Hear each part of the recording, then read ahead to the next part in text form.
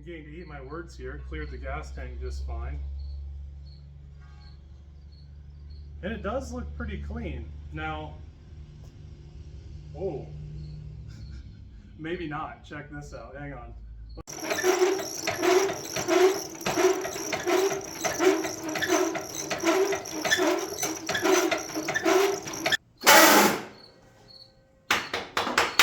Bad. Quit it.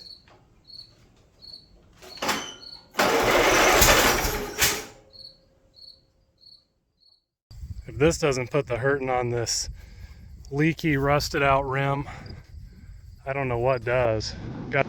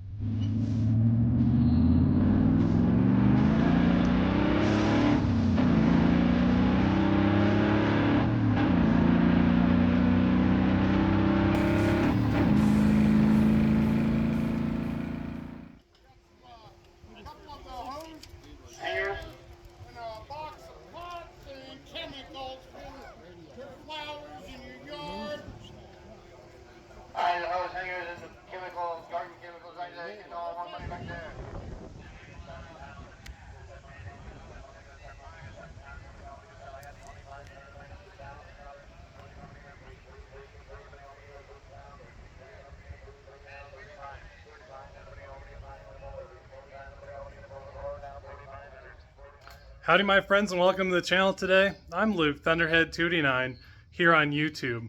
And a lot of you guys have been asking about this third tractor that I bought at auction. I went to buy one tractor and ended up with three. I'm not sure how that happened, but I bought this one as a parts tractor to the one I intended to buy. And anyway, you know, just as a parts unit, I didn't care if it ran. I was just going to stow it away, but a lot of you guys have asked, well, does it run? And I don't know, but I finally have a moment today to see if I can get it running, and if so, I got some hay on the ground and we're going to try and rake it and then later bale it with this thing. So with that, where's this pole here? There we go. So with that, let's jump in and just see if this old rig will run. We got it backed into the old 1940s garage, so, you know, just seems like the thing to do, I figure. Let's get to it. Just a quick look at the thing here before we start ripping it apart. I bought it for $300 at a farm auction. It's an Alice Chalmers B. The only difference between the B and the C is the B is a wide front end, the C is the narrow front end. A lot of people refer to that as a tricycle. This is the wide front end, but the narrow front end is technically a row crop version, but enough about that. Anyway, if you ever buy anything from an auction, you know that half of everything about anything you're looking at is probably a lie. Especially the more documentation you have, the more suspicious it gets, because generally you wouldn't take something to auction. So running when parked 2 to 3 years ago, doubt it. 12 volt starter, definitely not. And was told engine was rebuilt several years ago. Yeah, I'm not guessing so. You know, maybe rebuilt back in the 70s, but all of that aside, let's just see if it'll crank, you know. This one is definitely, there's a lot of squirrely stuff going on, as you can see. So the first thing I'm going to do here, is I've never even tried to turn the engine over. See if it's seized or not. Hopefully not. And it's not good. What do you know?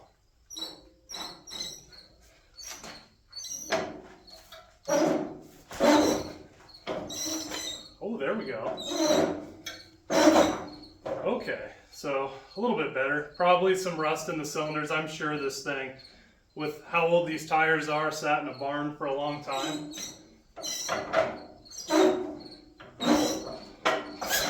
But man, I wouldn't call it loose by any means. So I think I'm going to take the hood off here and get a little deeper. I guess I haven't been totally truthful here. So I did buy this tractor for parts, but actually no one wanted to bid on it. And since I was there to buy a tractor that was, you know, essentially the same unit, I felt bad that no one wanted this poor thing. I mean, for obvious reasons. I mean, look at it. And so anyway, I don't know. Feeling bad for inanimate objects. Is that a mental disability? Probably. Being kind of rough with it at the moment, I suppose.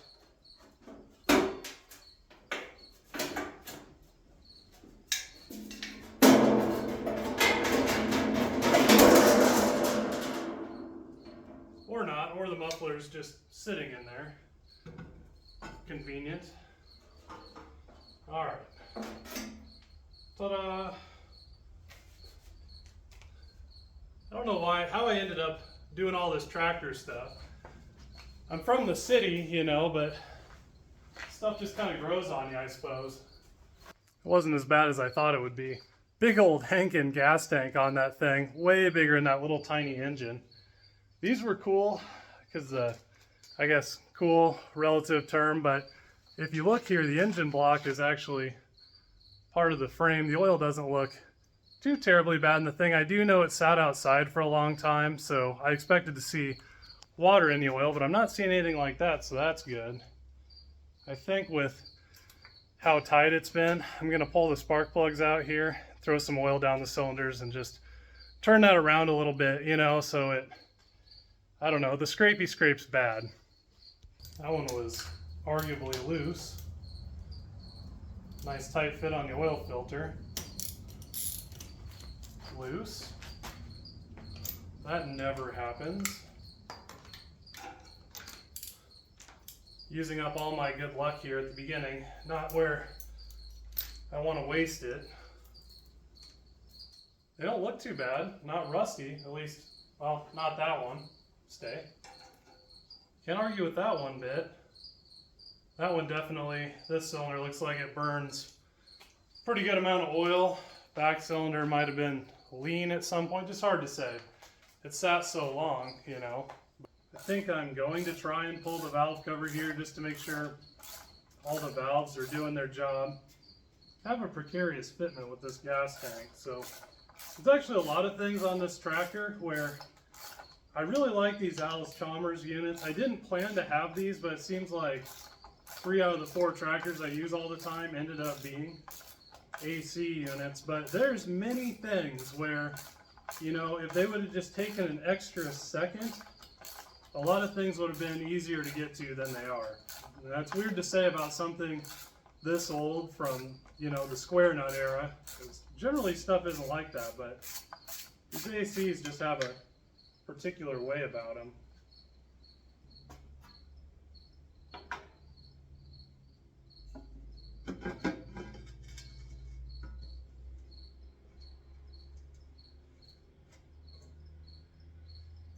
Ooh.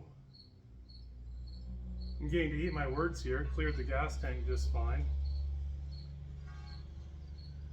And it does look pretty clean. Now, whoa.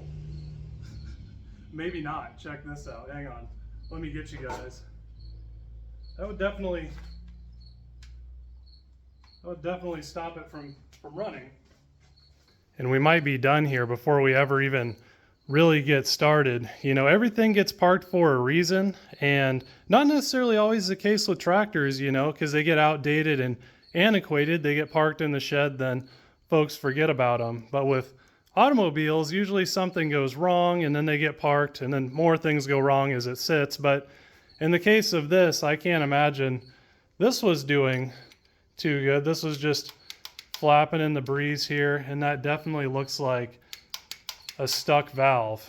And the compression, it's grindy when we turn it, and you know, obviously I never felt any compression the whole time, so that's pretty suspicious right there. I'm gonna see if we can pop that thing up, but not good. This is a solid lifter engine, which unlike the Fords, you know, that were flathead, this is one step up where, you know, it still has solid lifters though, so you got to set the lash.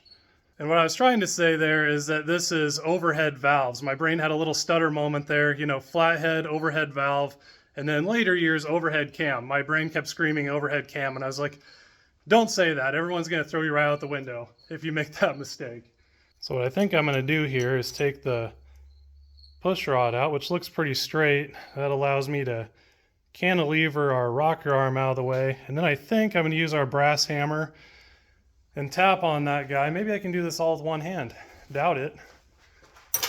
Definitely not my non-dominant hand. This is called percussive maintenance here. Maybe I should use the hammer side of the hammer. Oh, look at that. So a lot of times when you have a stuck valve on an engine like this, probably the piston wasn't getting high enough to contact this, which, I mean, hopefully self-healed that fast. Sometimes you can do this, hammer it down, and then turn the engine over manually and use the piston to knock the valve back up.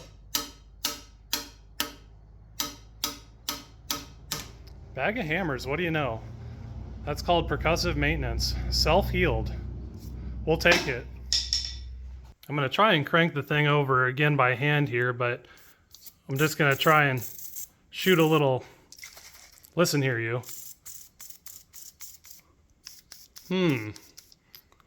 See that luck thing? I've already used it up. Now things that should work aren't. That is a full can too. What's the deal? Anyway, I need to squirt a little piston slickum in here before I turn it over. As like I said, it's kind of grindy. So on to an adventure to find another can. Into our other garage here. That is a flathead tractor, a supercharged car that has sat way too long, an F100 from high school, the other AC, a Ford, and most importantly for right now, our big shot can of PB Blaster. That's a lubricant as far as I know, so that should do the job. And a lot of people think I'm kidding when I say this is a supercharged Galaxy. It also has a TKO 5-speed in it there, but there's the blower. So why I've never got this done, I don't know. Everyone has to have something that's called their legacy project, which basically that means you work on it your whole life and you never actually get it done. So as far as the automotive world goes, that 65 Galaxy is what I would consider my legacy project. So maybe this year, maybe next year, maybe in 5 years, I don't know. There's our old 76, the farm rig. All right, here we go. We can hit the hole. It's like those carnival games, if you know what I'm talking about, where you spray the water at the thing. Ooh, this is a tricky one.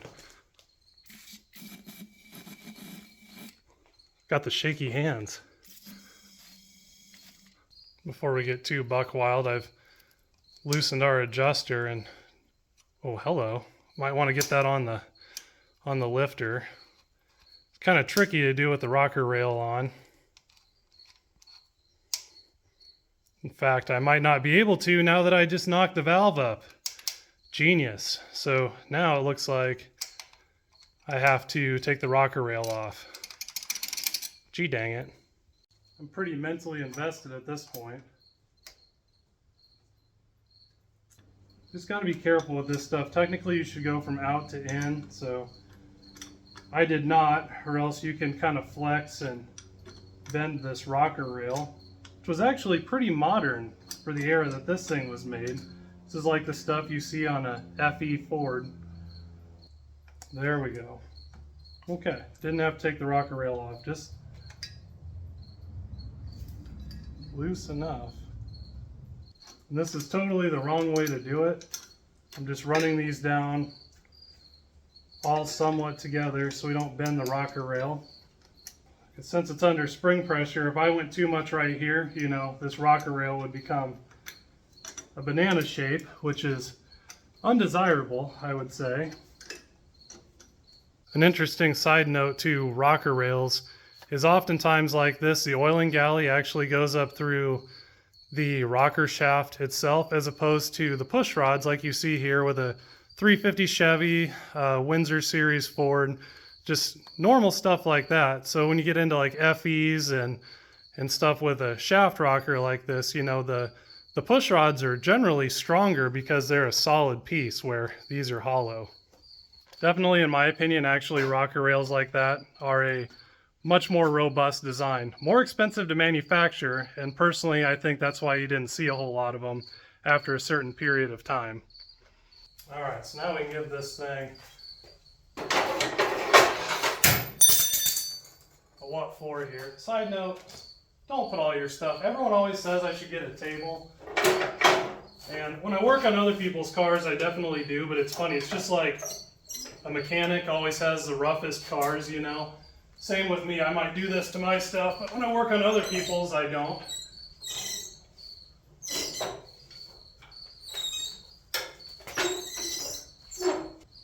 Still sticky, but obviously easier. Granted, there's no spark plugs in it.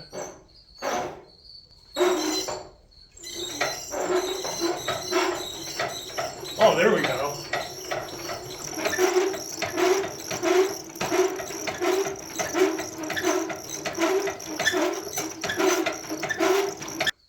I'm actually making oil pressure on the engine.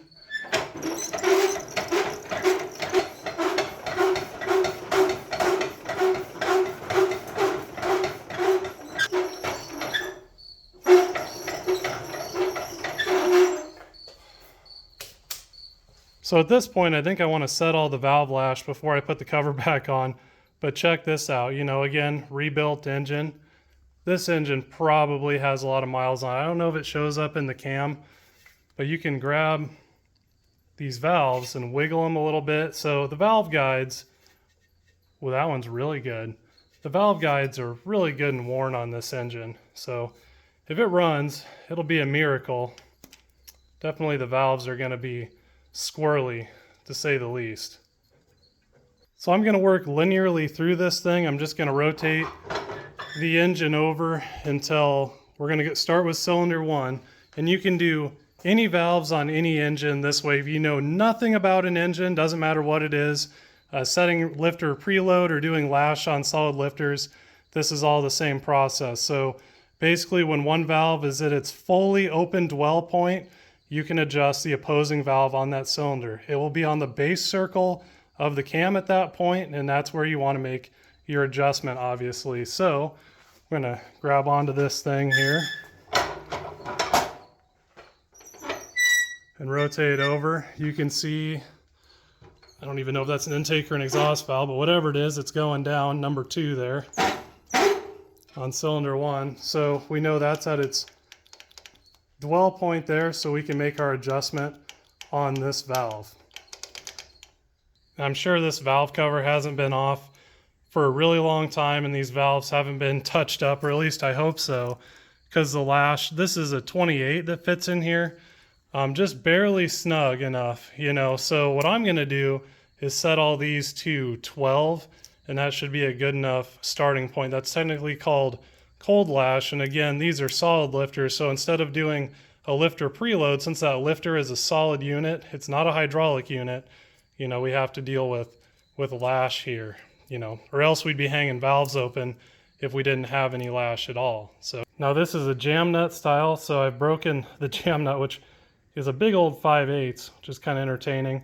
And what I've ended up doing is I put a 14 in here, 14 thousandths, and then I'm just going to go till I'm snug on that. If you have a helper where you can hold this and do this all at the same time, you know, you can probably get away with using the 12, but so it doesn't slip out. And if I make it snug enough to hold the 12, you know, I'm going to be ultimately tighter than 12. So if you step up a couple thousandths and, you know, you don't have any extra hands like I don't, this generally gets you pretty darn close to what you're trying to get, you know. So anyway, you just go until, you know, you don't need to gorilla arm it. You just go until it's snug, doesn't take a lot of effort, and then while you're holding this, you'll lock in the jam nut.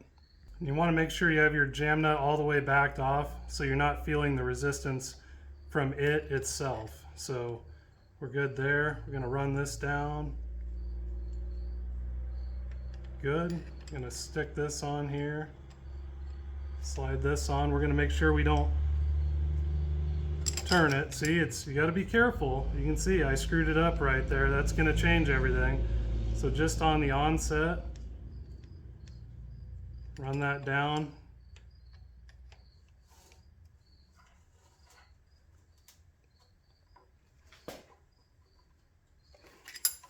And there we go. And now the 12 goes in there with ever so slight bit of resistance, but you know, not a ton. There's not a ton of drag on that thing, so we're good. So at this point, we're going to roll the engine over until this valve is fully depressed here. So maybe not have all the tools sitting on everything. There's a table right over there, but you know, whatever. So now we're just waiting for, there it goes. Maybe a little bit more. There we go, we're at the full dwell point, so now we can adjust this rocker arm. And you'll do this for the rest of the engine. So, which if I was a betting man, I'd put my money on crushing disappointment that I'm gonna go through all this effort and it's not gonna work. Remember, every time I use up all my luck on something silly in the beginning, you know, usually that's kind of a bad omen, so fingers crossed here. And the reason you have to do this on solid lifters is just because there's no sacrificial thing to take up the wear in an engine. You know, the push rod cup, the valve stem, the rocker arm itself, a whole lot of things can wear, and they're just gonna wear, just natural. And as they do on a solid lifter, you don't have anything to take up the slack like you do on a hydraulic unit. Does that mean that I think the hydraulics are better? Actually, I don't. I definitely prefer solid lifter setups. Now I'm just trying too hard. This is way too optimistic that it'll actually run.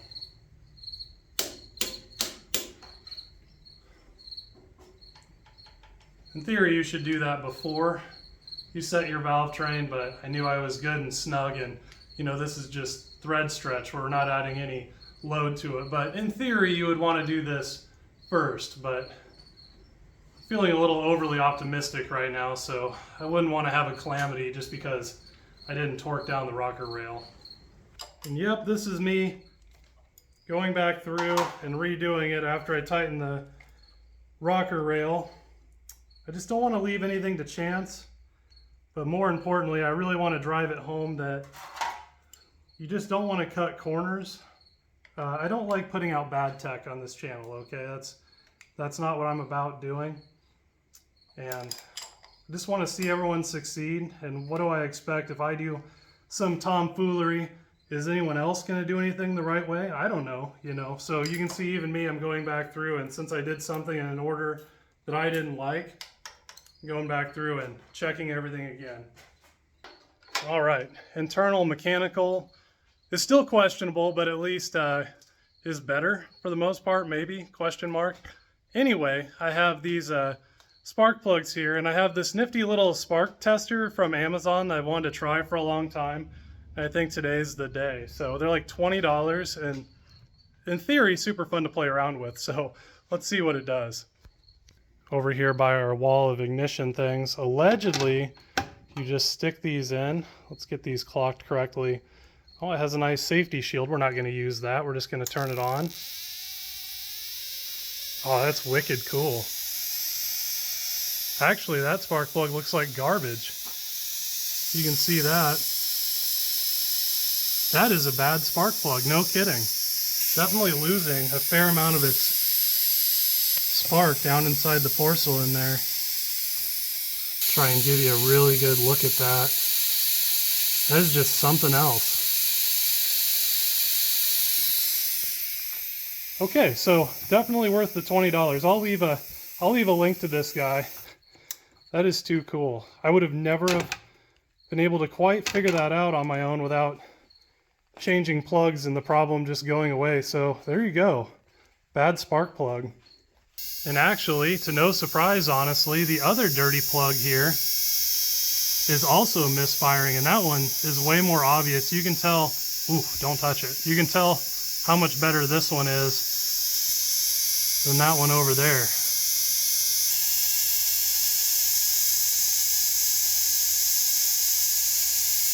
So just for the sake of my own curiosity, since these are clearly oil burning cylinders or something because they're so dirty, I'm just going to wire brush this off and see if that makes a difference with the spark.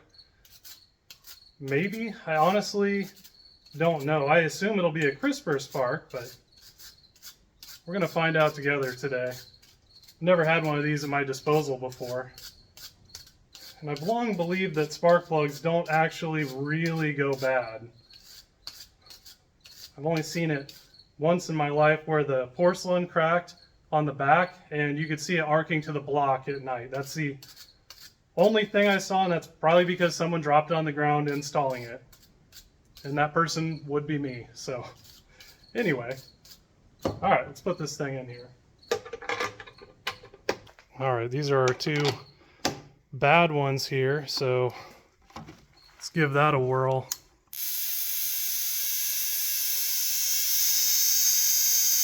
Okay, interesting.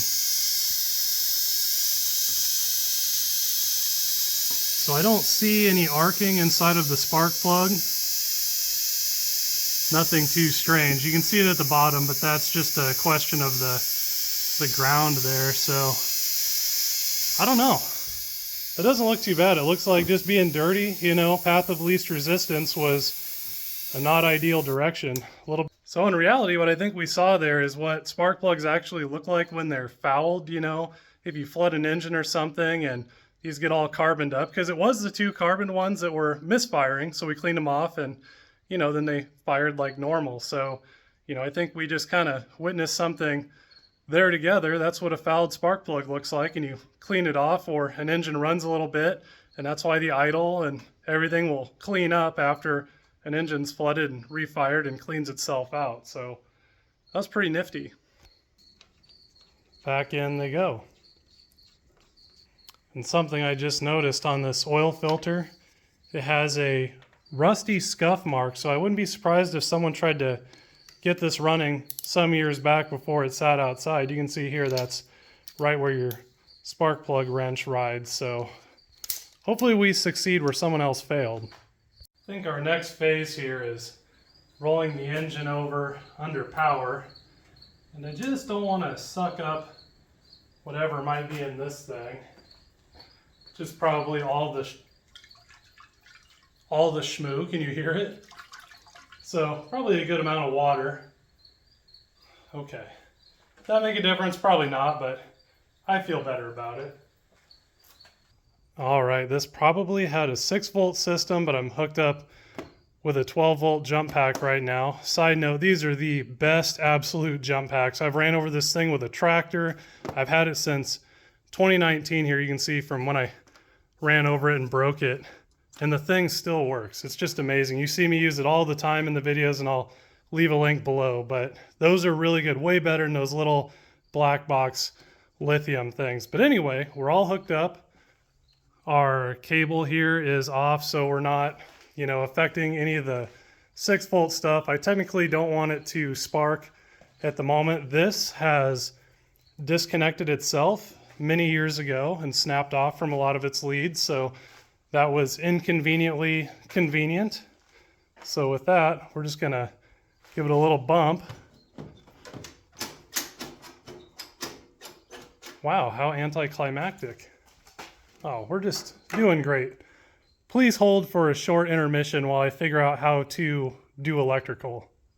Okay, round 2 or 4 or whatever. I took the plugs out just because I want to see the engine rotate here and I don't want to burn up my battery, so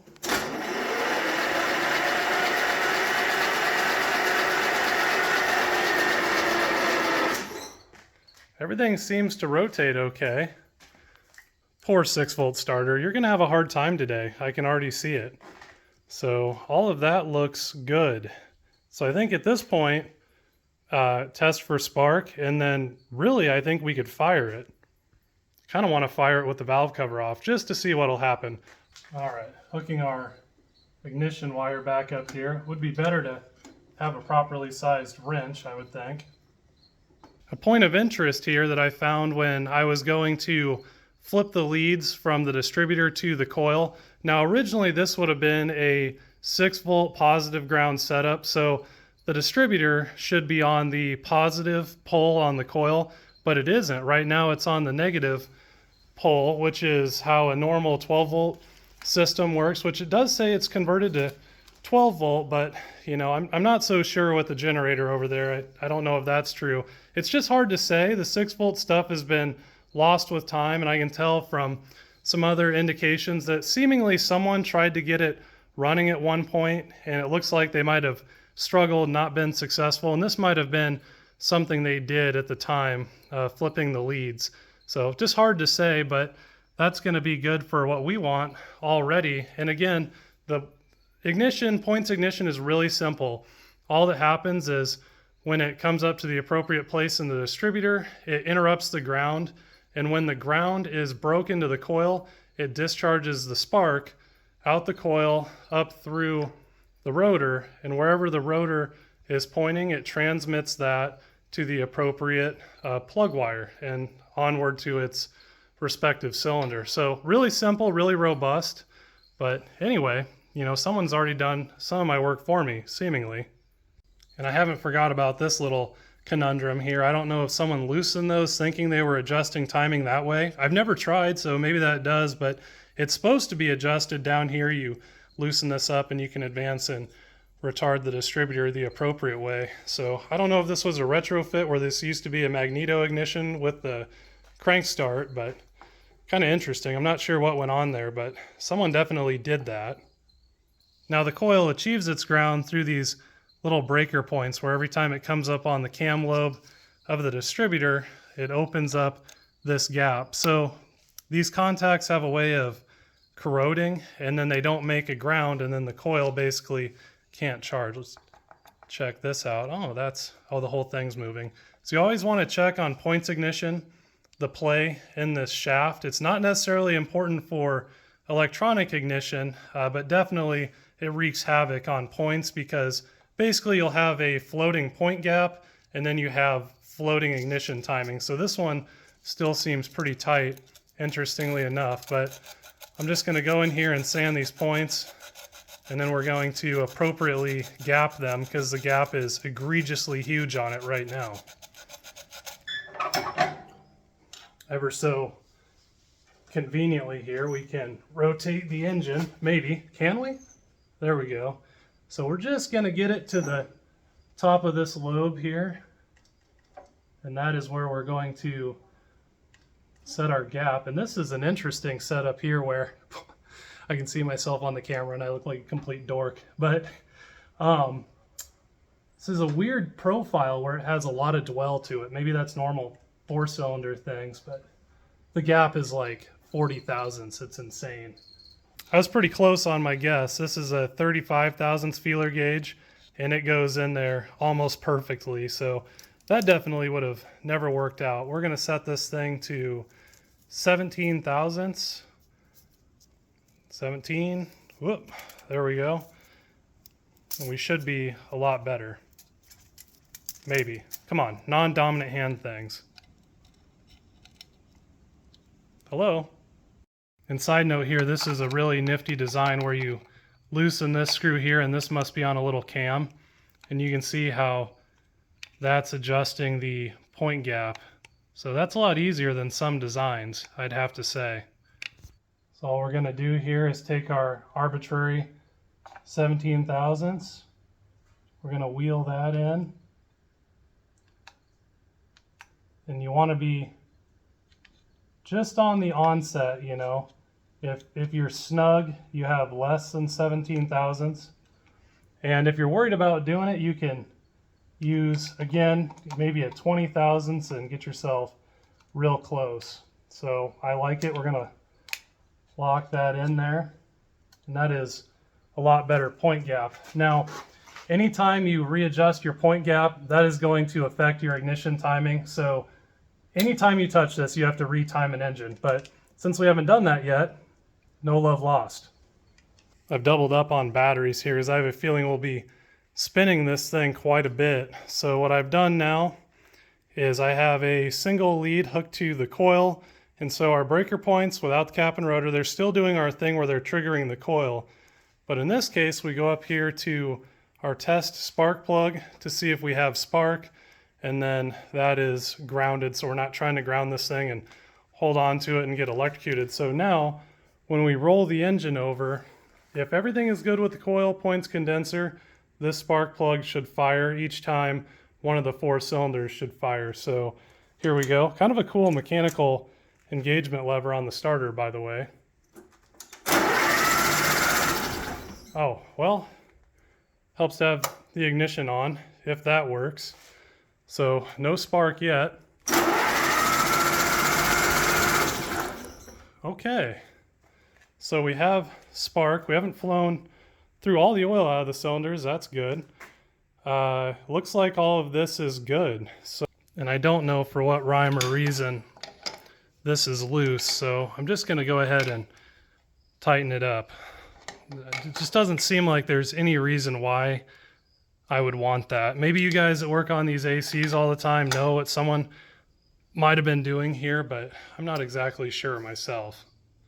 All right, so timing the engine, it's going to be important to know where spark plug wire number 1 is, and you know, arbitrarily right in this general region. I assume cylinder 1 is the farthest forward engine. I've never seen anything not be like that. So now we'll take this off, put the rotor on, and go to town. If we can put the rotor on. There we go. Now to get this thing timed correctly, we need it on top dead center of cylinder 1. So conveniently, you know, we can crank it over by hand, and we have the valve cover off so we can see everything. The reason that's important is because the crank rotates twice to every 1 time the cam rotates. So the TDC mark will actually come up twice, and you can easily be 180 degrees off on the distributor. But since we can see the Valvetrain, when both of these valves are not depressed, you know, they're open, we're on the compression stroke, or they're closed rather, we're on the compression stroke, that's when we want all this to line up. So we're just gonna go around here, and it actually looks like it is relatively close. You can see the Valvetrain moving there. The valves have completely closed. The piston is coming up at this point.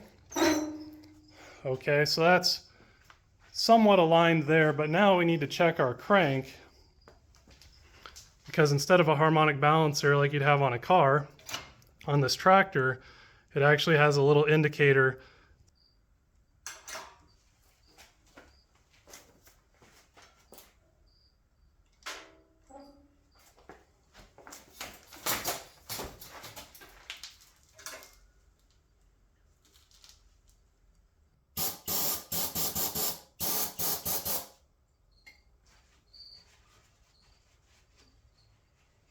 All right, so this is what we would be looking for with our timing light. See how that says fire? So I'm going to spray a little silver paint on that thing, and then I'm going to draw a white line with the paint marker across that so I can see it with a timing light.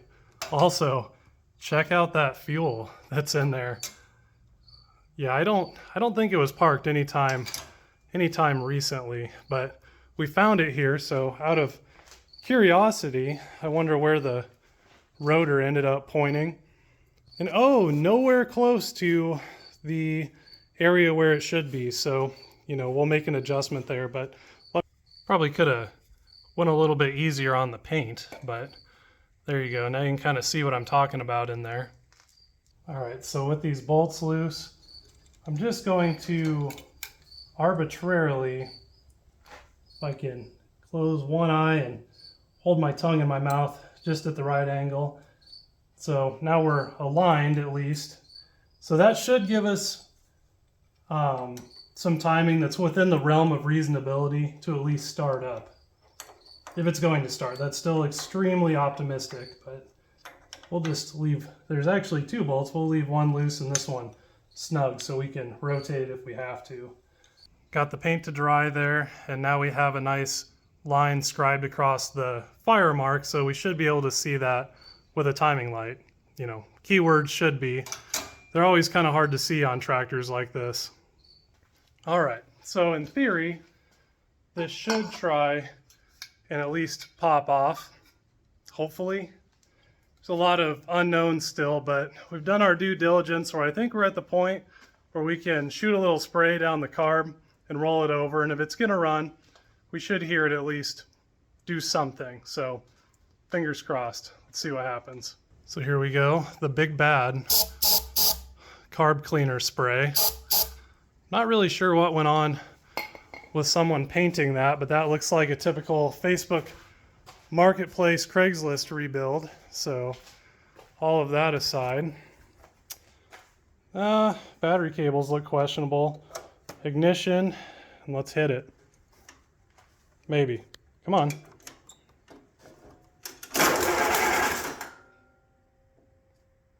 Something fell out the bottom.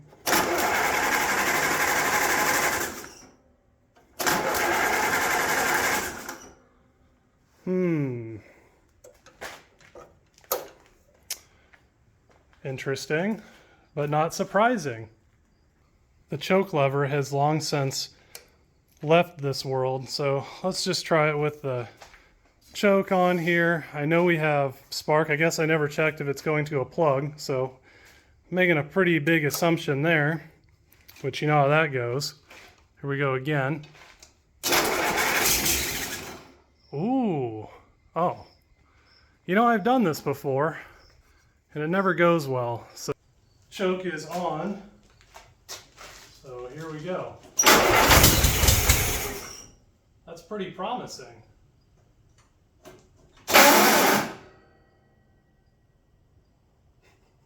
That hurt my soul. So the starter's questionable. Probably really smart to be doing next to this light, but you know how it is.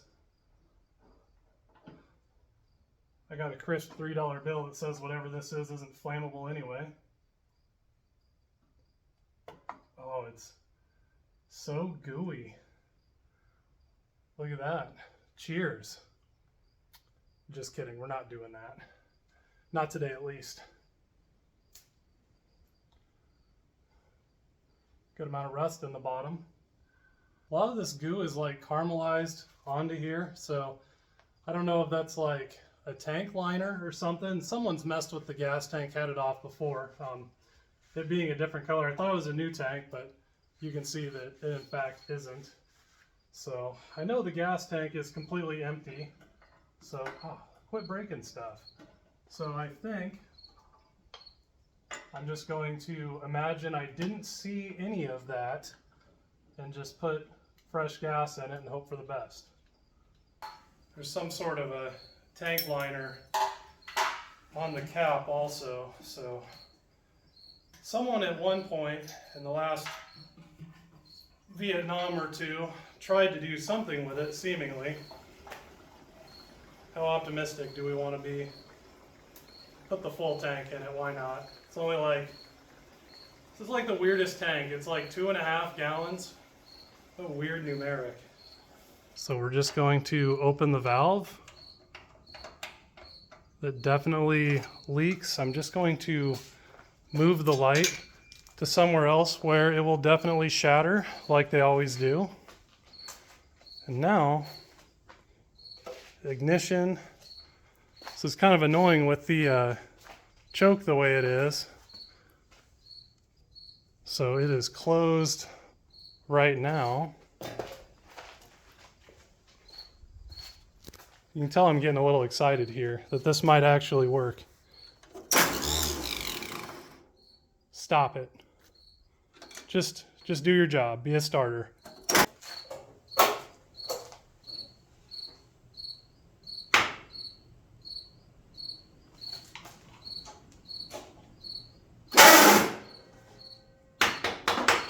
Bad. Quit it.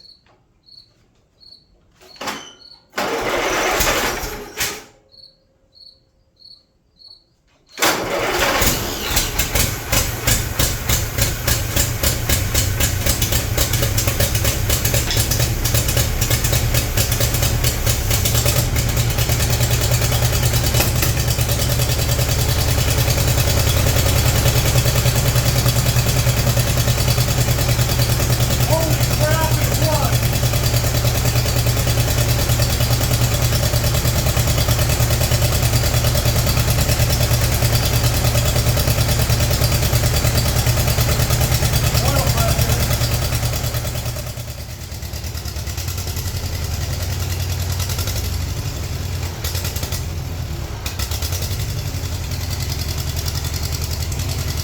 isn't perfect, obviously, but that's enough where we can get a timing light on it. Oh yeah.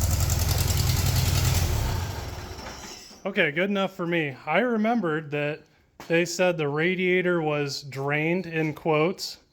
Just now I remembered, unfortunately, so luckily we only ran for a very minimal amount of time. There's no temp in the block. Radiator drained. Did it self-drain? Let's take a look at that. That is wicked cool. I had zero faith that that would work. It's a little petcock down here. Maybe that was just open. I guess we'll fill it with coolant now. Let's see what happens. Interesting area for a radiator drain, but that does look like where the coolant was coming from. You know, I'm just hoping that the radiator itself does not have a puncture hole in it, because that would not be the first time I've encountered such things. Too cool, man. That's just way too cool. I'm hoping that I can at least get it started one more time with the starter, and then hopefully then I can get it timed decent. It's not timed bad, but I can tell it's not perfect. And then at least get to the point where I can hand start it if the starter does in fact go out, or shred the teeth on the starter or the flywheel or both of them, or all the other calamities that could happen with said starter that's probably expensive to replace. Probably worth more than this whole tractor is. Got kind of a sweet smell coming out of the radiator. Hoping that's the sweet smell of victory and not the sweet smell of exhaust fumes, because it has a blown head gasket. But like I said, everything gets parked for a reason, and actually finding that push rod the way it was, I really hope that, you know, that and the timing and all of those things combined is why it ultimately got parked, and not because I need to pull the cylinder head off.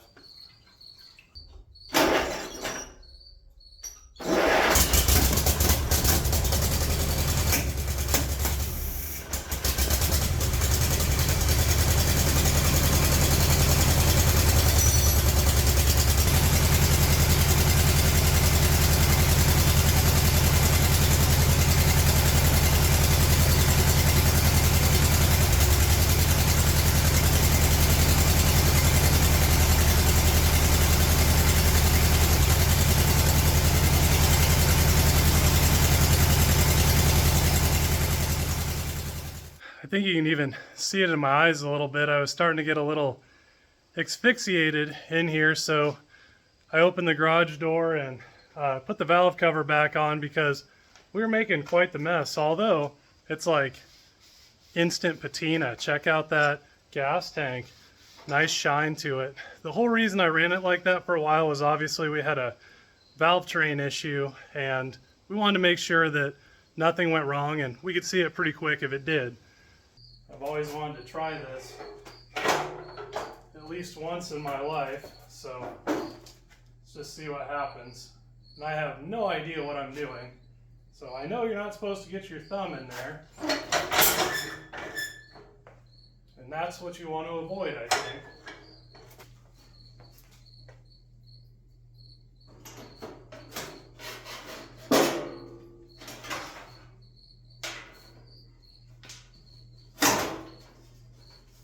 My old Ford tractor is watching me put this hood on, and it's just crying inside, wondering why it doesn't get the same treatment. And no, I did not forget about the oil bath air filter breather here, so yeah, look at that. That's one of the more nasty ones I've ever seen. So a little bit of gasoline and scrubbage, refill with oil, and she'll be good. That's some gnarly gunk in there.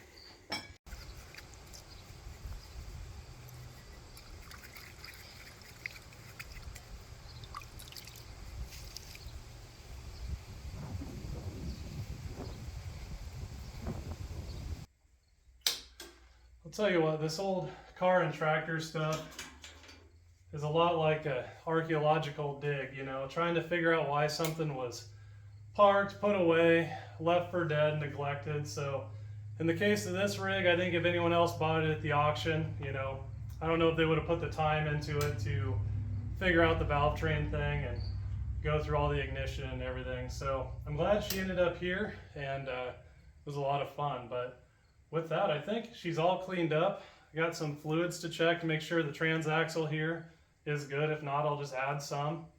And then I think I want to take it for a drive. It's been a long wait here. Delayed gratification, I think, is the term. Fluid in the transaxle here.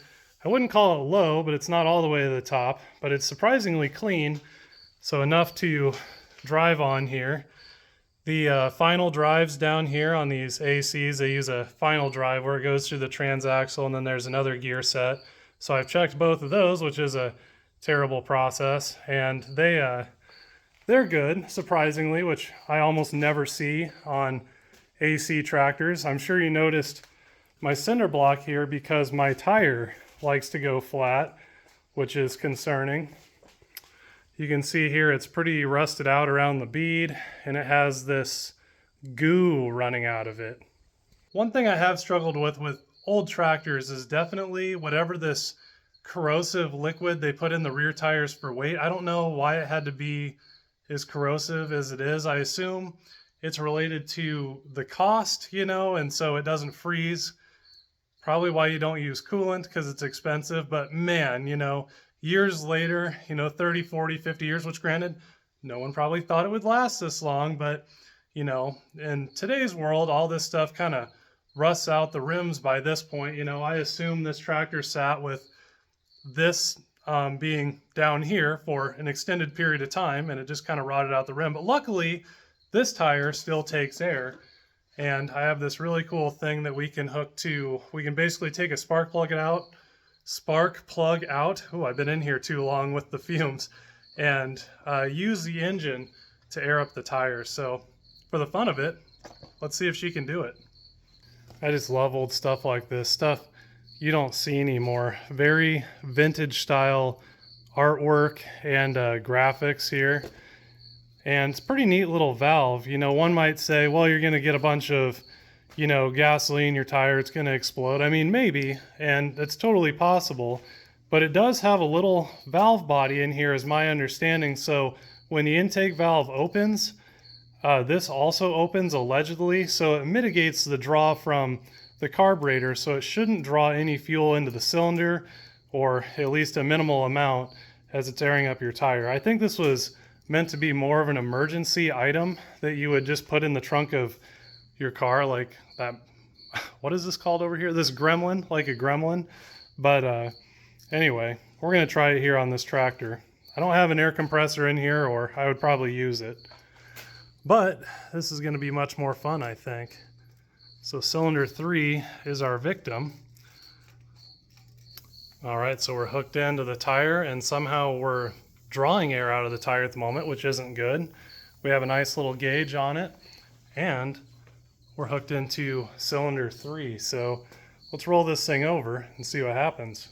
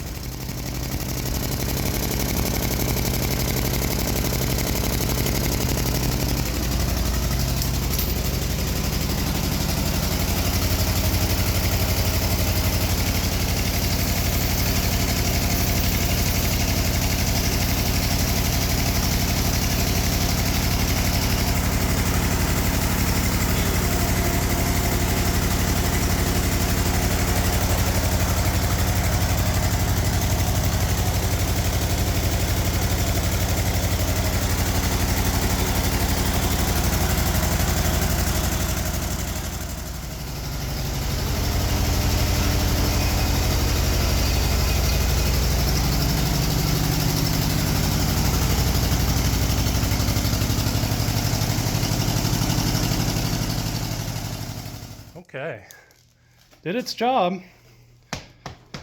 some 1950s, 60s, 70s tech for a 1950s tractor.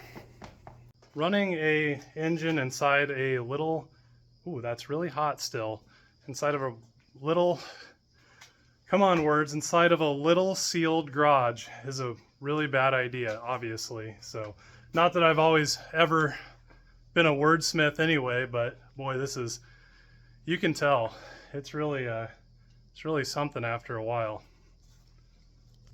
The only negative to this design is if you wanted to touch that with your hands to get it off, you're not going to be doing that. It's a million degrees.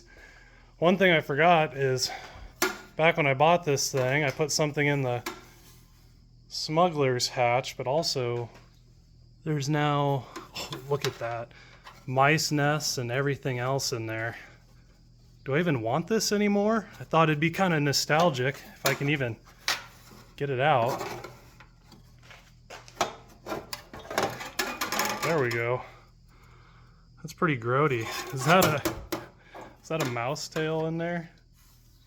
Oh God. All right, well, I definitely want to wash my hands probably. I put this in there a while ago as a reward if I got this thing running, which I thought I would have done a long time ago, but now everyone always asks about my ring and what it's for. There you go, mystery revealed. You know, I don't know, runs real good now. I'm thinking we might go and before the sun goes down here, rake the hay that I just cut, and probably gonna try and hook this thing to the baler. So we'll see just what this engine can do, I think. It's definitely true what they say. It's always better out of a glass bottle, but you know, most things like this tractor and pretty much everything was better seemingly before I was born. Anytime that, you know, I'm a young guy, anytime I step back in history, it was harder work, to be fair, but it's stuff that you would be just more so proud of. I feel like more mechanical, mechanized, stood the test of time. Everything had a lot more personality, and you know, I'm a programmer and automation guy by day, which is probably hilarious because I do all this carbureted stuff, but I can tell you from being on both sides of things, this stuff is where it was at. And if you lived in this generation, just remember that you were definitely one of the lucky ones. So I'm just living in your shadow at this point. All right, well, enough of all that business. Let's finally pull this thing out of here and take it for a spin. And when I say take it for a spin, I mean drive it for 5 minutes and then immediately hook it to the hay rake and go and try and rake our hay field, because I definitely need to get that done today.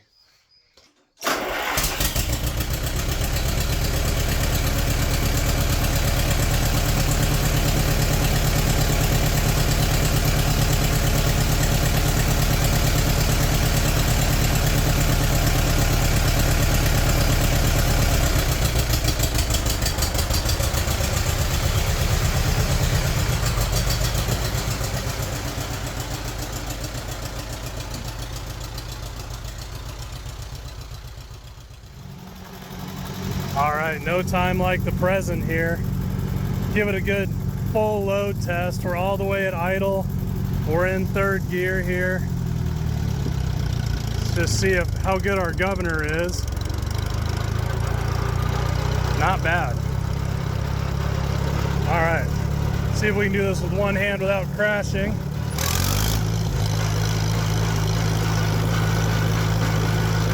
She is a runner.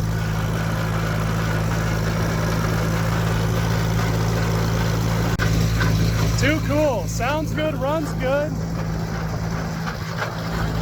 So I think that's good enough for a test. I guess it's time to immediately put it to work. This tire definitely has a flat spot.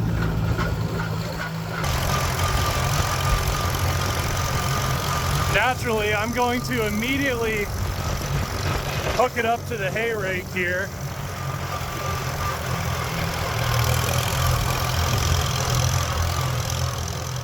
All right, here we go. All poised and ready for war here. So, oh man, the AC tractors never had a good way to get up on them. That is my only grievance with them. other than that, they've always treated me well. Man, what a runner. All right.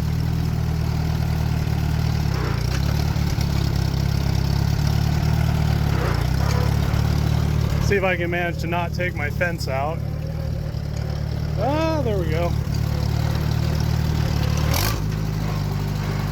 The throttle response is just awesome on this thing. Runs nice and cool. I can dig it.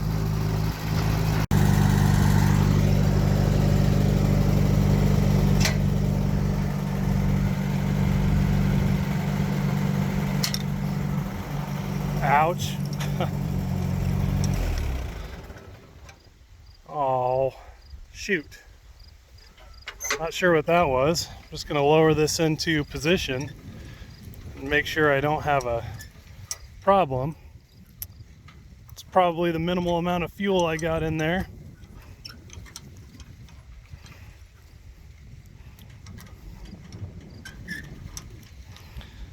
Somewhere about there. The idea is, I actually don't know what the idea is, but ideally I don't catch all my fingers on the ground, but I'm close enough to, you know, kind of windrow the hay. You know, city kid, I don't really know what I'm doing. I just kind of make it up as I go.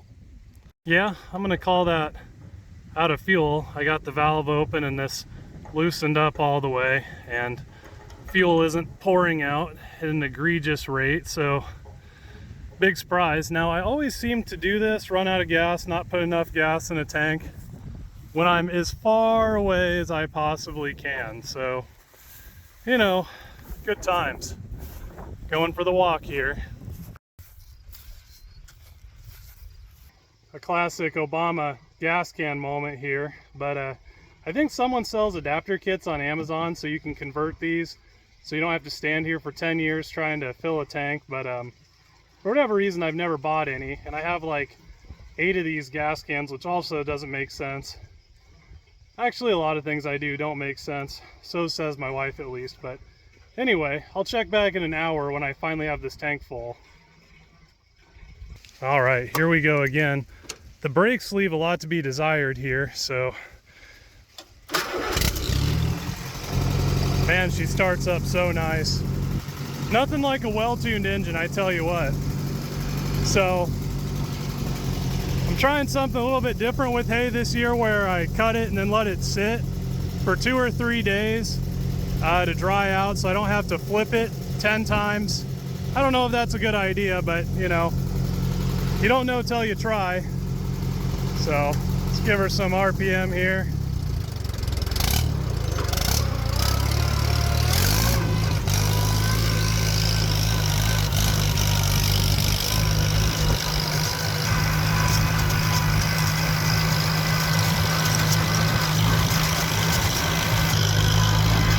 Well, she's doing her job.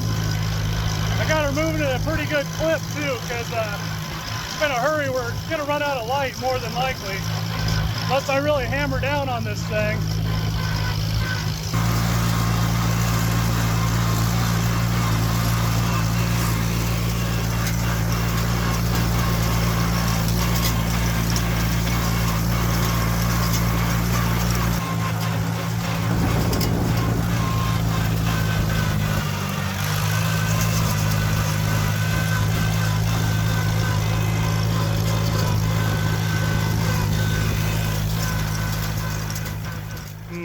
Rut row.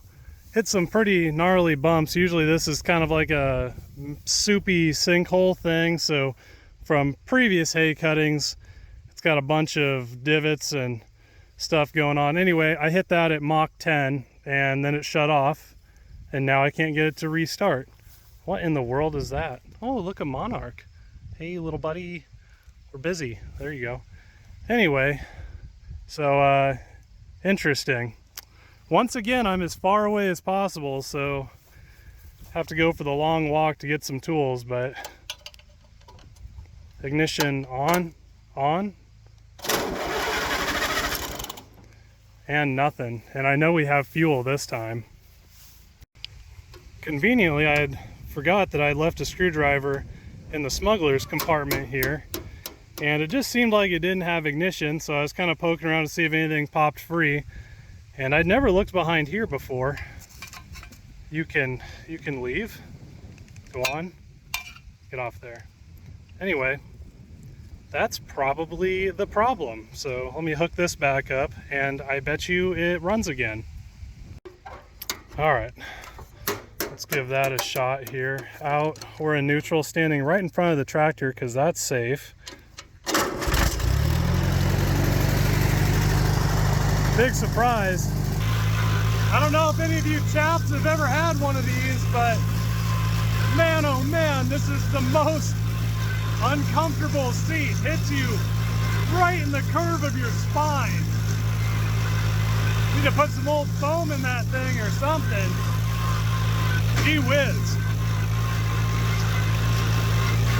Once again, Alice Chalmers, really good, tough units, but boy, the ergonomics, man, I tell you, it's like they had a blind man design it. All right, so things are going pretty good. And so since I'm a city boy and I have no agriculture folks in my family whatsoever to ask these questions to, I'm just gonna ask you guys. Now, when I'm doing these windrows, I slightly overlap my rake, because if I don't, it seems like when I run my baler, unless I put my fingers really deep and run the risk of snapping them off on my baler, you know, I leave stuff that looks like this on the ground. Now, if I overlap, it seems like it picks all that stuff up and blends it. I don't know if that's what people normally do. That's kind of what I'm doing here, but yeah, you guys, words here. If you guys have any suggestions for me, you know, I don't really know what I'm doing, so I definitely listen, and I'd appreciate it. We're almost done. It's almost made it the whole way. What a rig.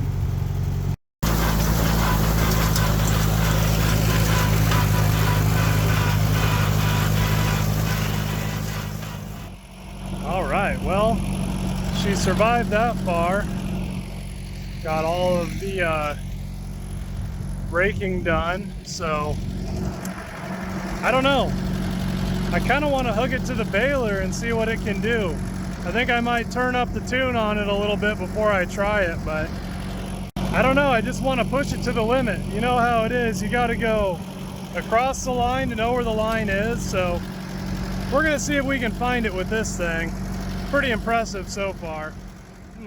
I see I turned too sharp once or twice or 10 times and ran my very sketchy jack mount into my drawbar here, so that's good.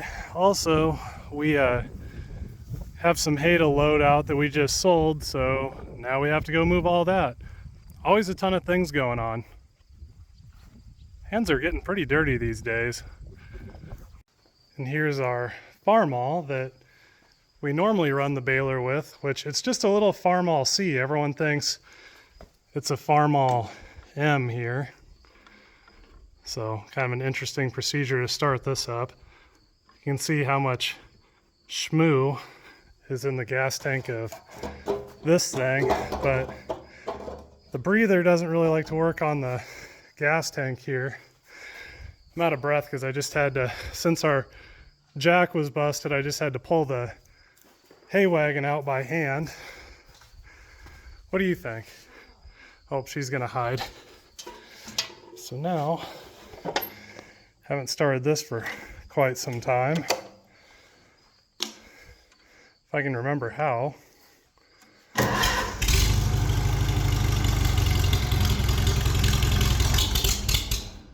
Oh, not enough hands to run the choke.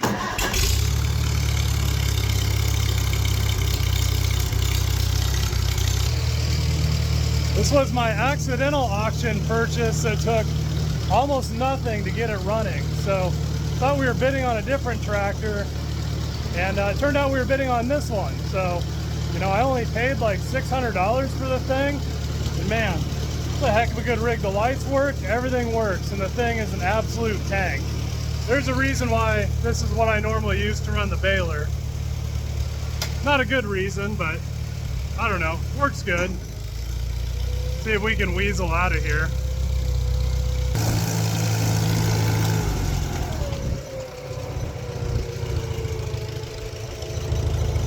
Oh, just squeeze through there. Take a good look, buddy. That's what you're gonna try and have to run soon. Ah yes, good as new. Probably could have spent the time to do that before I moved that by hand, but you know, if this doesn't put the hurting on this leaky, rusted out rim, I don't know what does. Got the 24T all hooked up to our Alice unit here.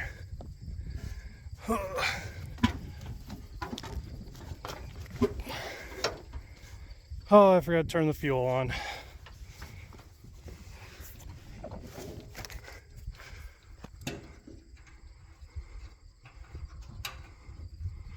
Okay, back up we go. No good way whatsoever.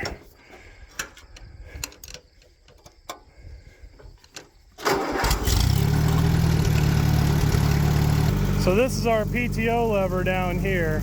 So I'm gonna give it some RPM. There we go. And then when I let off the clutch, we'll see what happens here. We're gonna ease off of it.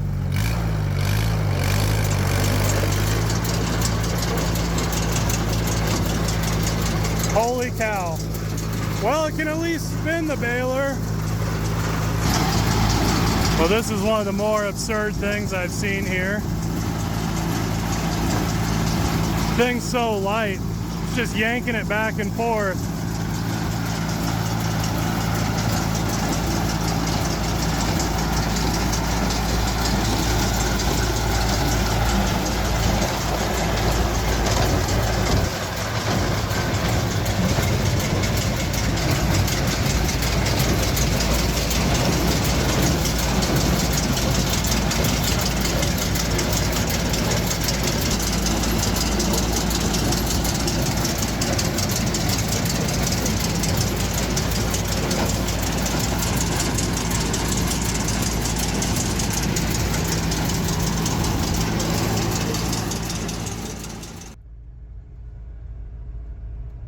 And there goes a bunch of our hay. Not sure if we make enough money to constitute all the effort it takes, but it is fun to do nonetheless. I think. That's what I tell myself. At least it's fun when you use stuff like this.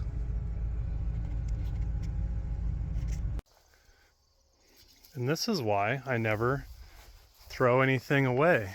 And I know I have this old moldy piece of foam back here.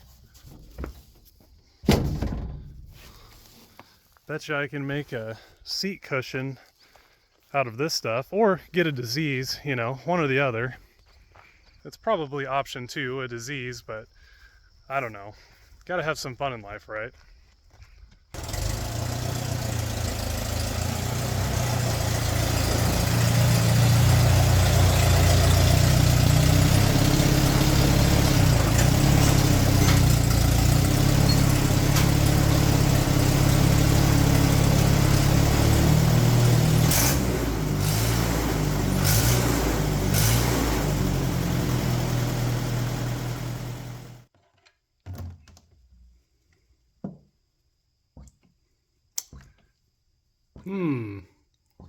Doesn't look the best.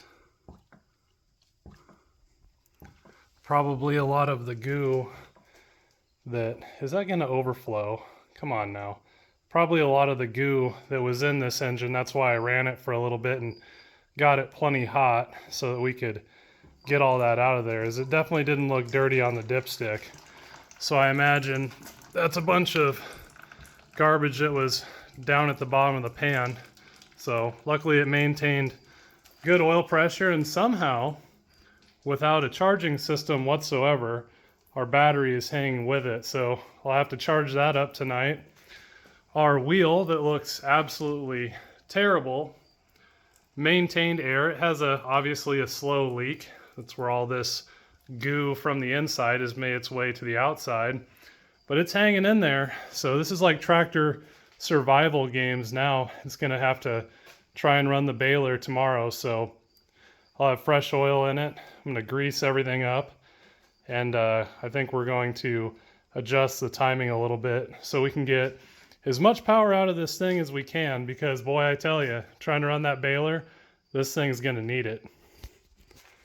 After getting a good look at the inside of this oil filter, I have mild regrets of not immediately changing the oil, so let that be a lesson to you. If it looks good on the dipstick, looks clean, you know, should still probably change it, which I hadn't intent to, but I was gonna run it for a little bit just to work out any anomalies that might further, you know, dirty any fresh oil that I would have put in it. But seeing all this, check that out. And what came out of the pan, I wish I would have just done it at the beginning, but she's a resilient son of a gun. Had good oil pressure the whole time.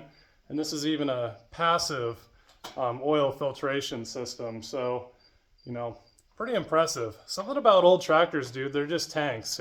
And honestly, more than likely, since it's not consuming any coolant, I know it was left outside for quite some time. The exhaust was probably open to the elements, coupled with how tight this engine was when we tried to turn it over by hand in the beginning. You know, I wouldn't be surprised that a lot of that is just water mixed with the oil. You can see that's kind of got a gray look to it. So, you know, and then it's got some rust in the oil filter, and really that can only happen if there's moisture in the oil. So, you know, not really a big surprise here. Also, now that isn't to say I'm going to be easy on it, but I'm going to put it back into service and give it the best opportunity to succeed. And if she does die, boy, she's going to go out with her boots on in my possession, that's for sure. While I'm letting the engine, zapping bugs tonight. While I'm letting the engine rid itself of all of its shmoo, I'm going to make myself a backrest so this thing isn't a complete spine tingler the entire time you're driving it.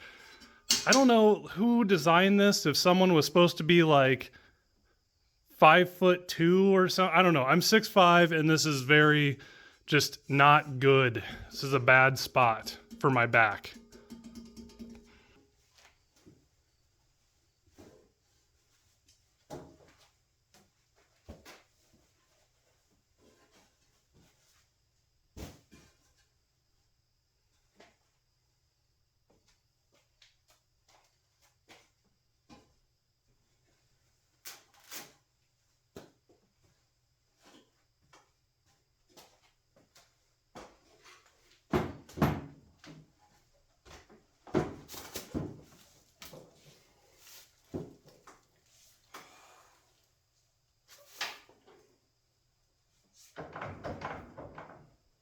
I don't know, sure beats running my spinal cord through my backside or whatever this was designed to do.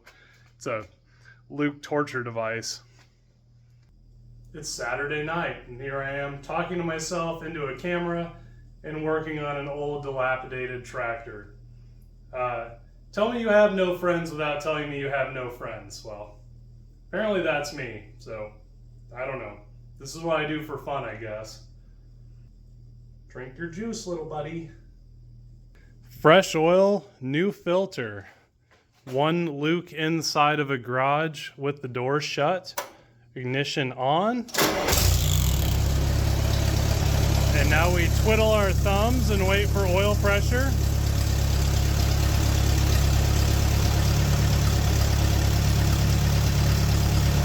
There it goes.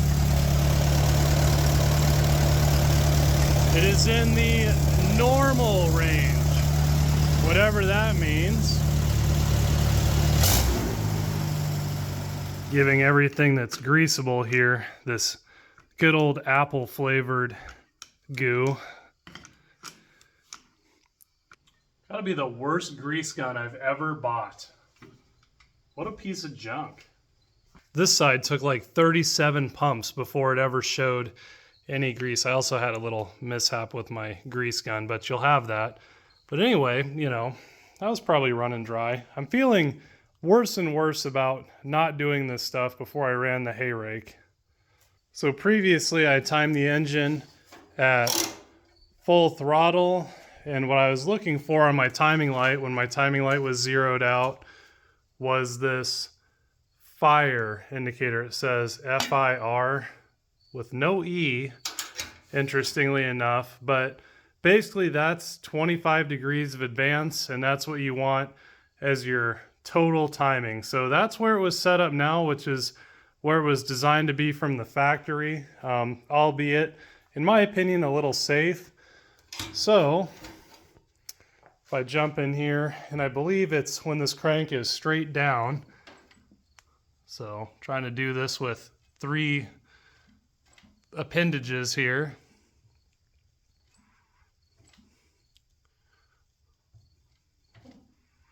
There we go. So the crank is pretty much straight down. And we have a TDC mark, which I have marked in white. It actually says center. I don't know if you can see that in the video, but now we can actually use our dial back timing light. If you have a dial back timing light, to basically we can set this to 30 degrees of total timing, 28 degrees, wherever we want. So I'm going to give it a few more degrees of timing because I feel like that's going to give it the extra little it's going to need to do what I'm going to put it through tomorrow. And I have a crisp $3 bill that says that after I do this, if I were to try and crank start it, definitely going to snap my wrist at that point. So I don't know. I'm kicking a bunch of stuff over.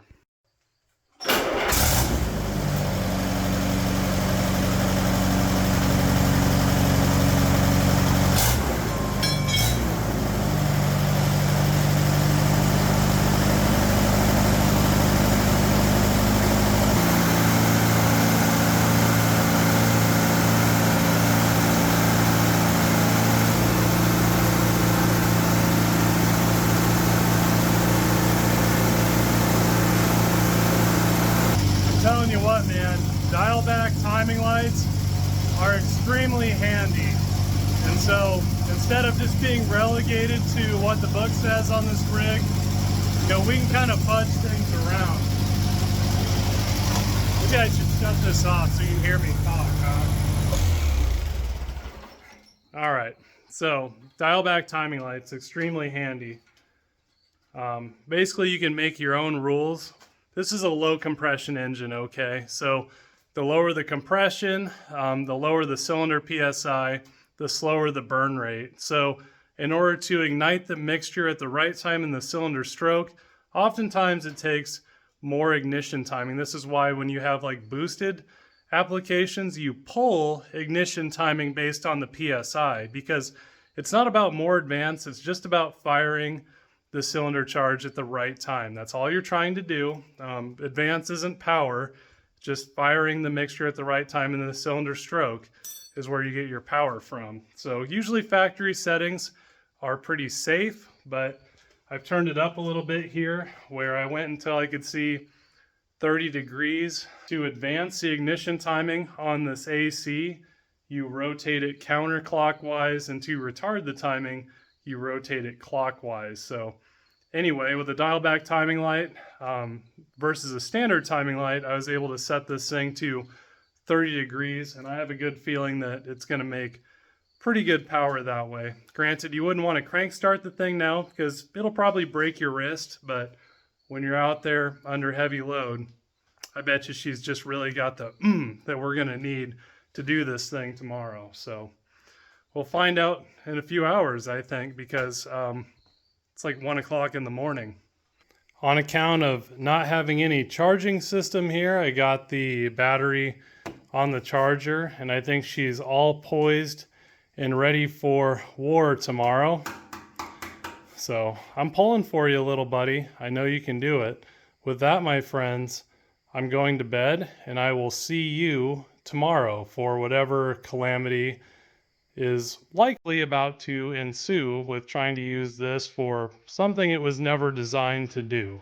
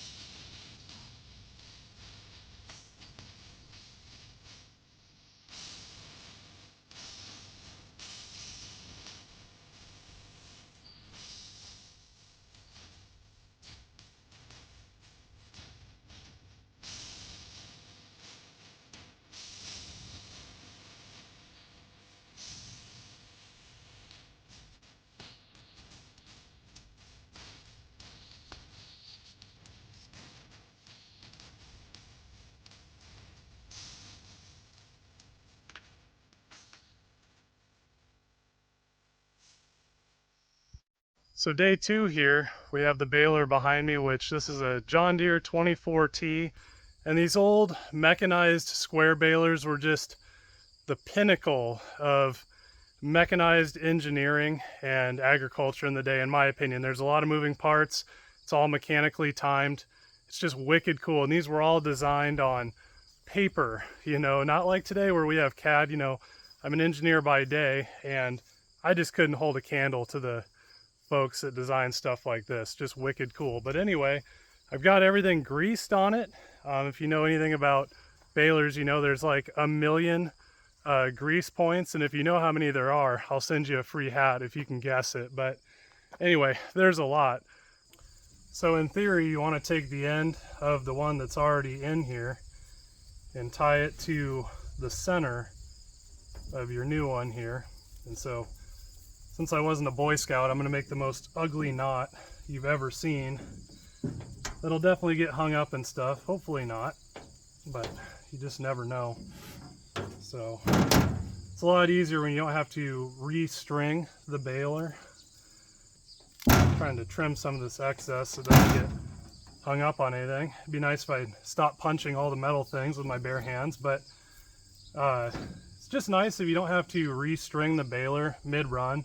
So, you know, when this one runs out, it goes to this one.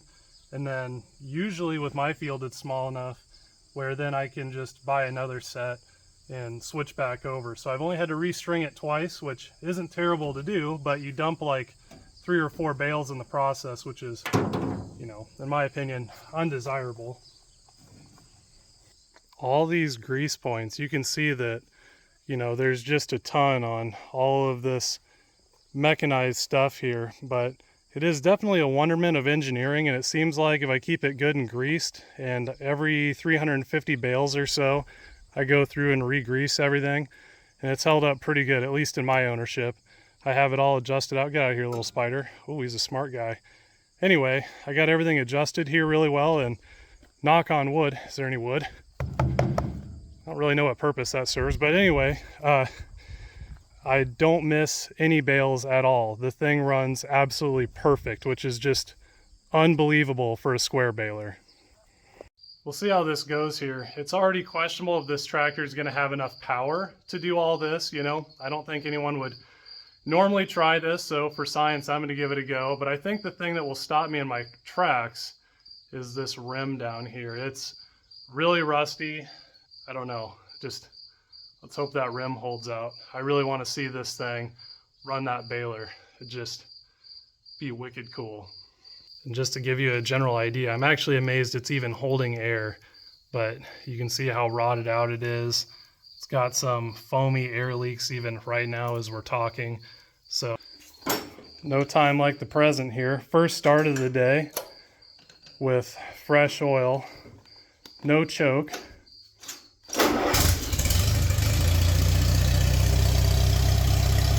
What a good running rig. Just amazing.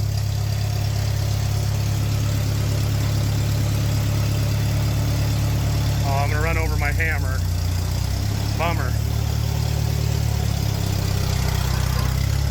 Ooh, almost took my head off.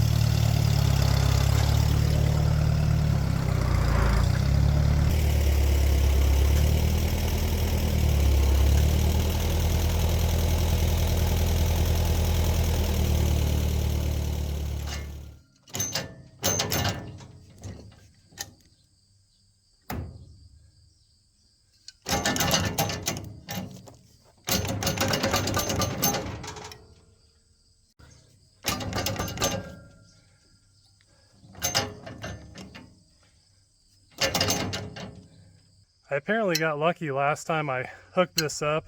Usually you can have this PTO indexed any which way on most tractors, but this one has an adapter since this tractor is so old. It was from the days of a smaller PTO shaft, so the adapter that's over it only has one area that has a relief for the locking pin. And yeah, if you don't notice that, it gives you kind of a time. So that was my own stupidity. I could have just used my eyes, but it's on there now, so good.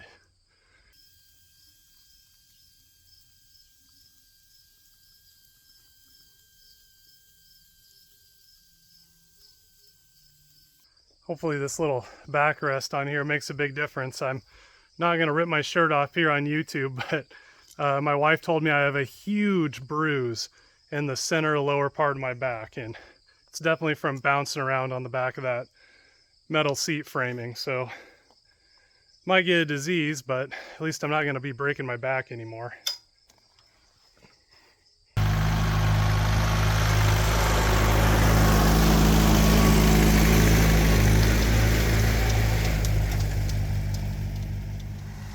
All right, here we go. Gonna lower it into position 3, I think here. Again, I just don't want my fingers snapping off on the ground. You know, I don't know what I'm supposed to do, but I feel comfortable like that, and I'll probably have to raise it up depending on where I'm at, because I don't have a good flat grade. So let's see what happens. Holy crap, it's doing it. Pretty rough ride, but she's laying it down. Check that out. I wouldn't believe it unless I was seeing it right now. This thing is just an absolute tank. So I've encountered my first problem here. This has always kind of been loose, which has never been good. But this angle is very sub-ideal, where if I get a little bit angular on some hills, you know, this starts, I can tell my U-joints are binding, and if I blow those out, I'm done for the day. So I definitely don't want to do that, because it's supposed to rain this evening. So like always, we're chasing the weather. The tractor is doing amazingly well, but I'm going to have to make some adjustments here if I want this to survive. Once again, this is why I save a bunch of garbage, this time in the form of an old bolt bin with scraps of metal and, you know, random bolts I've taken off of things. But basically I finally, you know, fixed the other side of this with a nut spacer and some other things, and so it's a lot more stable now. Still not strikingly stable, but it's attached on both ends.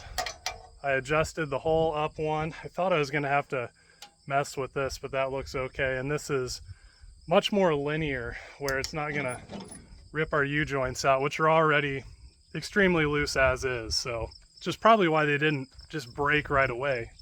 The slop in them probably saved them. So with that, let's get back in the field and see what happens. One more test run here, and then I think I'll hook the hay rack behind this thing, and it'll really be pulling the load at that point. We're all lined up here. So wish the brakes were a little bit better on this thing. That would be helpful. Ignition on. First gear. Oil pressure's up. Give it the RPM. Engage the PTO, and away we go, hopefully. Might ride a wheelie.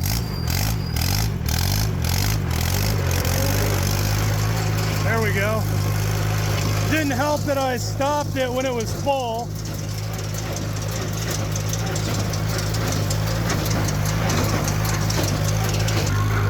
That seemed to have fixed my grinding noise. I had no faith in it whatsoever, but here we are. What a tank. It's an absolute unit. All right, I think we're done with our initial run here, so now we're really gonna put it to work. I have my little helper here where once we're settled, you know, I'll trade places with her. I lost my tripod out here somewhere. I probably ran it over and bailed it into a bale, so that'll be a surprise for later.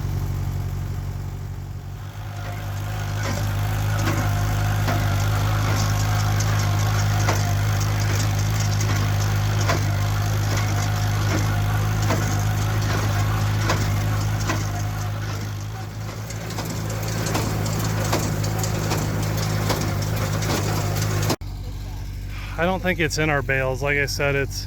You don't think so? No. How do you... I think... Well, like I said, so I think this is a part of my tripod here. And so I set it on the back, and I think it got sucked up into this and shredded and thrown all over the place. So that's super exciting. I don't think it's in the bales. Right in this bale. Huh? Right here. In this bale. Sharp pieces of that, so we gotta... We can't have that. Man, that's about as bad as it can get, isn't it? It's probably all in one bale as it ate it all at once. Oh, you can be certain of that. Oh. Yeah, that's definitely it. It died a very brutal death. Yep. There it is. God. That looks like a tripod to me. Pretty sure it wasn't in the bale, huh? Alright, let's open this thing. There's the one piece. Where? There's probably the rest of it. Yep. Oh. We're rolling. That's what I didn't think this tractor would hold. That's alright. I didn't put the brake on. If it goes into the corn, I'll just back up.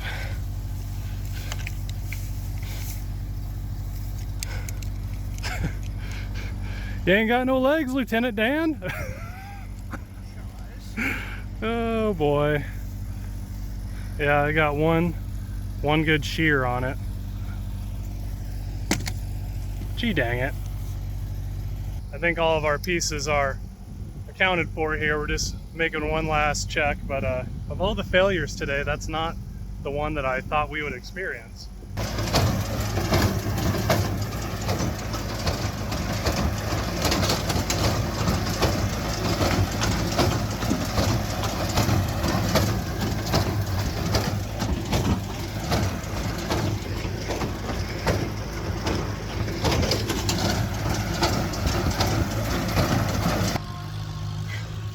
Okay, not my best stack job. My old friend Pythagoras would not be very pleased with me. Well, I guess he's gonna try and back up this rig to our hay building here. He's a lot more confident than I am. Whew.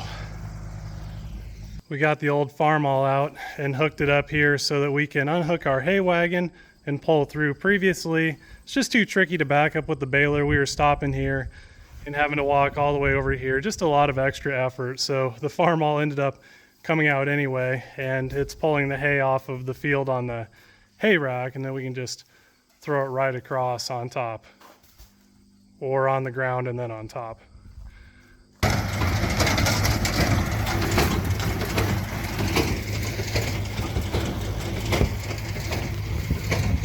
Shucks.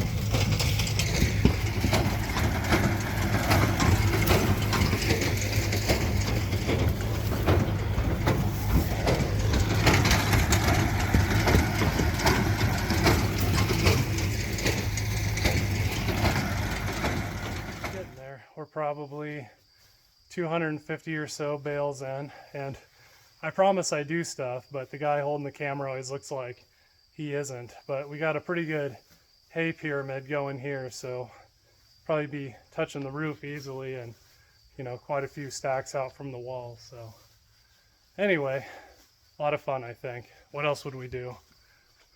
A lot of people, oh, it's cold, it's cold, it's cold. A lot of people are afraid to drink water from the sink, but we're over here drinking our well water, which... Is that why you have 6 fingers on one hand? I'll spray it again. Okay. All right, I'm gonna run away.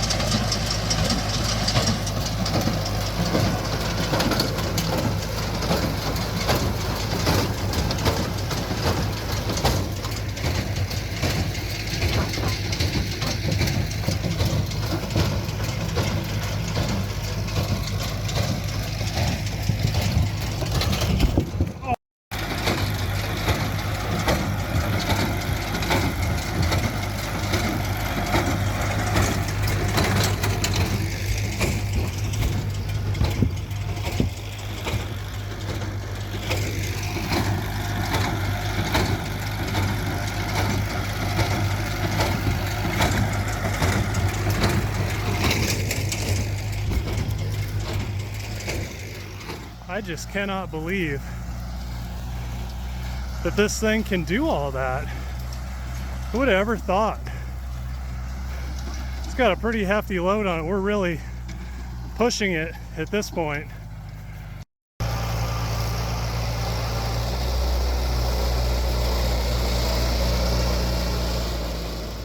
Here we are on our little transport rig, the farm all here.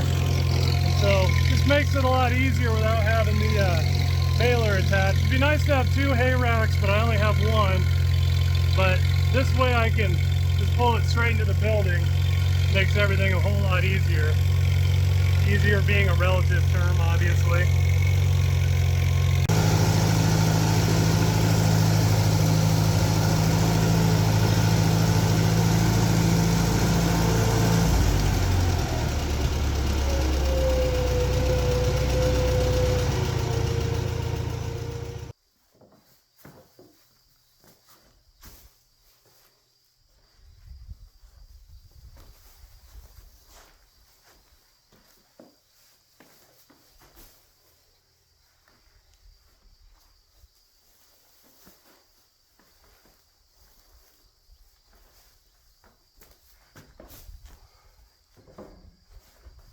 We tried something a little bit different when we were stacking hay this time, which seemed to be pretty effective of not dumping anything off the hay rack. So I have 1, 2, 3, and then my next layer would be 1, 2, 3, and that stayed stitched together pretty well. This is a junky hay rack that doesn't have a back to it. So anyway, I don't know if that's what you're supposed to do, but it does seem to work well. I think we did it. That's a clear field. Picked clean. Indeed. A little bit of a hay rack mishap still to pick up, along with my test bales here, just to see if this thing could do it, but obviously it could. Emily up there at the helm and myself and my father back here doing the grunt work, but this is one heck of a good baler. I tell you what, this doesn't seem to miss anything. I think she's telling me to pick up these bales. I'm being lazy at the moment. Hey, roll forward just a little bit. You made it just in time. The tire just blew. Roll forward. Keep going. Right there. Yep, shut her down. She did her job. Just enough. I thought it was really hanging up at the end, maybe more resistance. Yeah, I'm not surprised. That Kept thinking maybe I was low on power or something, but that rim's had enough.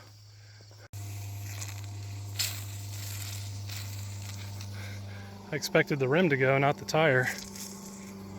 Just about done here. The little Alice Chalmers that could. I figured with dialing in or making the tune more aggressive so, you know, we could pull along more weight and take more load. You know, I thought we'd have a light that burns twice as bright for half as long moment, but man, she just hung in there.